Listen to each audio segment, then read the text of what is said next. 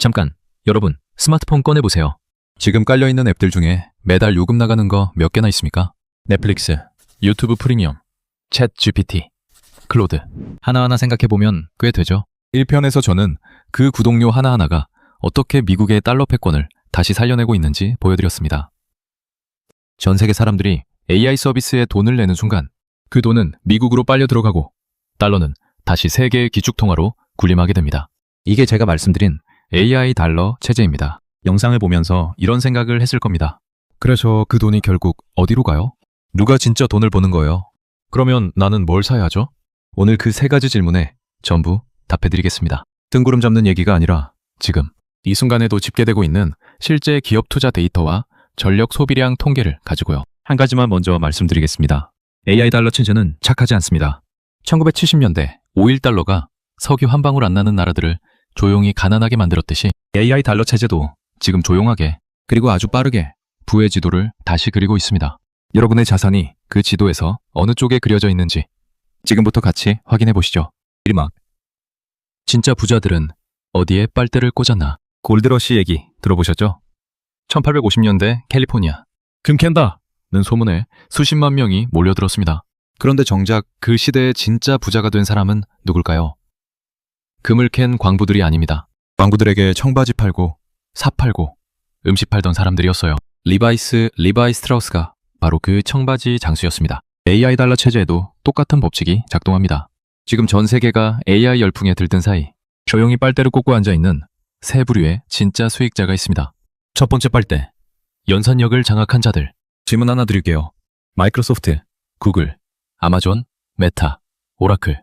이 다섯 회사가 2026년 한 해에 얼마를 투자할 것 같으세요? 100조 원? 200조 원? 정답은 무려 6,600억, 6,900억 달러. 우리 돈으로 약 900조 원입니다. 1년 전에 비해 거의 2배가 폭증한 숫자예요. 이 돈이 어디로 갑니까? AI 칩 만드는 엔비디아, 그 칩을 생산하는 TSMC, 데이터 센터에 깔리는 네트워크 장비 만드는 브로드컴. 이 세 회사에 고스란히 들어갑니다. 여러분이 내는 챗 GPT 구독료, 빅테크 매출, 다시 반도체 인프라, 기업으로 흘러가는 완벽한 순환 구조. 이게 AI 달러 체제의 진짜 혈관입니다. 두 번째 빨대, 디지털 땅 주인들. 서버가 아무리 많아도 꽂아둘 땅이 없으면 무용지물이죠. 에크닉스, 디지털 리얼티 같은 데이터 센터 부동산 기업들. 쉽게 말하면 AI 시대의 강남 건물주들입니다. 이분들은 지금 임대 문의가 폭주해서 공간이 턱없이 부족한 상황이에요. 세 번째 빨대, 그리고 가장 의외의 승자. 자, 여기서 퀴즈입니다. AI 시대의 가장 뜨거운 투자처가 어딜 것 같으세요? 엔비디아? 맞습니다. 그런데 그 다음은? 정답은 원자력 발전소입니다. 뜬금없이 원전이요? 싶으시죠? 그런데 생각해보세요. 챗 GPT 하나에 질문 한번 넣을 때마다 구글 검색에 10배 전기를 씁니다. 국제에너지기구 IEA 보고서를 보면 2030년까지 데이터 센터 전력 소비가 지금의 2배 이상으로 폭증할 전망입니다. 미국만 봐도 2025년에 31기가와트이던 데이터 센터 전력 수요가 2027년엔 84기가와트로 수직 상승합니다. 이걸 24시간 끊김없이, 탄소 없이 공급할 수 있는 유일한 대안이 원자력이에요. 그래서 미국의 콘스텔레이션 에너지, 비스트라 같은 원전 기업들 주가가 수백 %씩 뛰었습니다. 마이크로소프트, 아마존이 이들과 수십 년짜리 장기 계약을 체결하며 새로운 석유로 만들어버린 겁니다. 이막 조용히 죽어가는 산업들. 아직 모르는 사람이 많다. 빛이 강하면 그림자도 짙습니다. 지금 주식시장에서 조용히 그러나 아주 빠르게 무너지는 섹터들이 있습니다. 무섭게도 불과 몇 년 전까지 모두가 미래 먹거리라고 칭찬하던 것들입니다. 첫 번째 패자, 구독형 소프트웨어 기업들. 한번 상상해보세요. 회사 다니면서 매일 쓰는 업무 툴이 몇 개나 됩니까? 이메일, 협업 툴, CRM, 보고서 프로그램, 회계 소프트웨어. 평균적으로 기업 하나가 무려 106개의 소프트웨어를 구독하고 있습니다. 그런데 이제 어떻게 됐냐고요? AI 에이전트 하나가 직원 5명 몫을 합니다. 기업 입장에서 생각해보세요. 예전엔 직원 100명이 쓰는 소프트웨어 라이선스 100개를 사야 했는데 이제는 AI 1개 구독하면 50명분 일을 처리해줍니다. 100개 살게 50개로 줄어드는 거죠. 그 결과가 뭡니까? 2026년 초에 소프트웨어 ETF가 몇 달 만에 21% 폭락하면서 1조 달러가 넘는 시가총액이 공중분해됐습니다.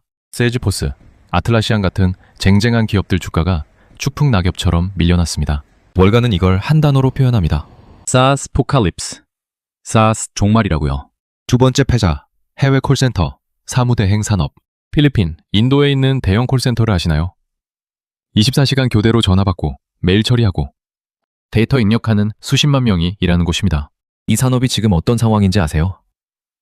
가트너 분석에 따르면 2029년까지 단순 고객 문의의 80%가 AI 에이전트가 사람 없이 처리할 전망입니다.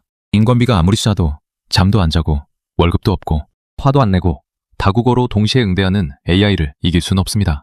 이 산업은 비즈니스 모델 자체를 바꾸지 않으면 사라집니다. 세 번째 패자, 디지털 광고 대행사.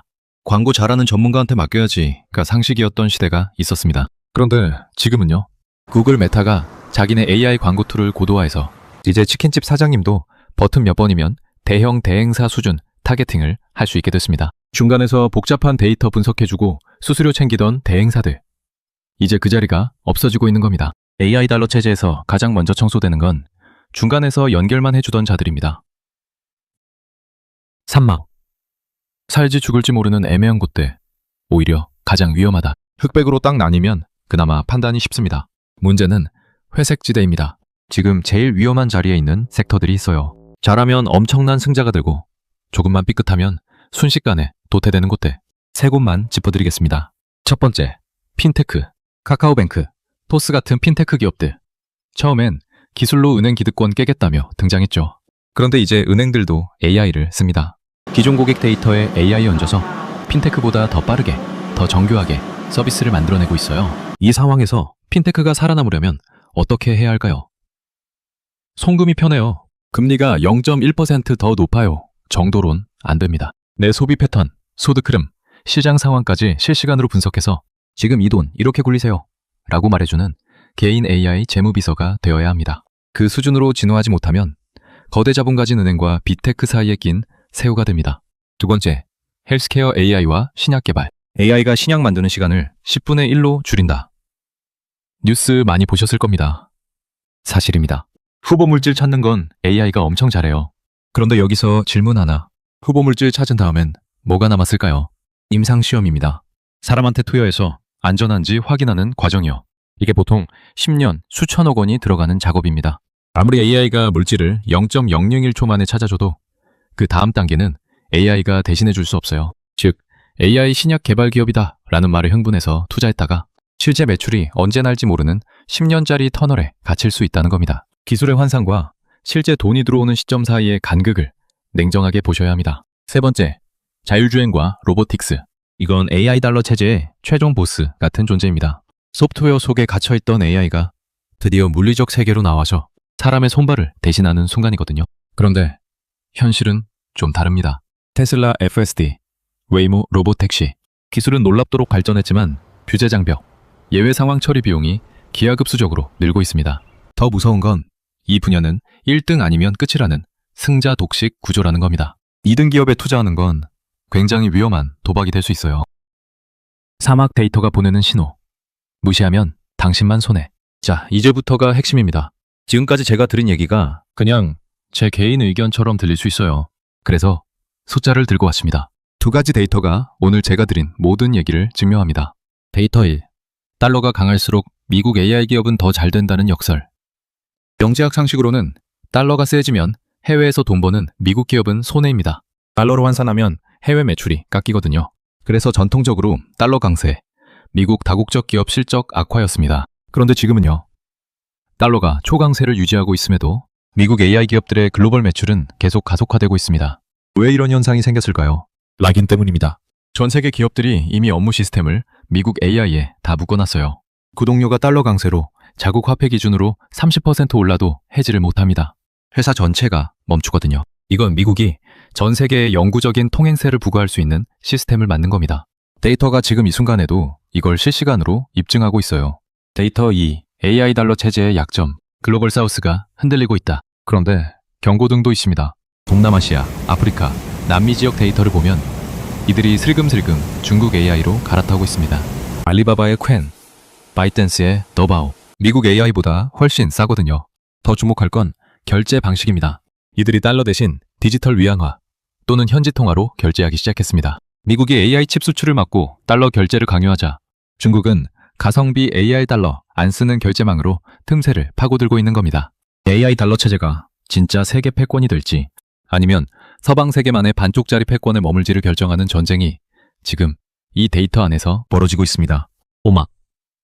어디에 서 있어야 하나? 이제 진짜 현실적인 얘기를 해드리겠습니다.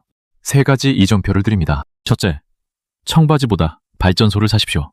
골드러시 때 청바지와 삽을 팔던 장수들이 돈을 벌었다고 했죠. AI 달러 체제의 청바지가 엔비디아 TSMC라면 이제 우리가 봐야 할 건 그 청바지 공장을 돌리는 전기를 공급하는 곳입니다. 데이터 센터 전력 부족 문제는 내년에 해결되는 일시적 병목이 아닙니다. 최소 10년은 갑니다. 원자력, 전력 인프라 기업들이 포트폴리오 한 축에 자리 잡아야 할 이유가 여기 있습니다.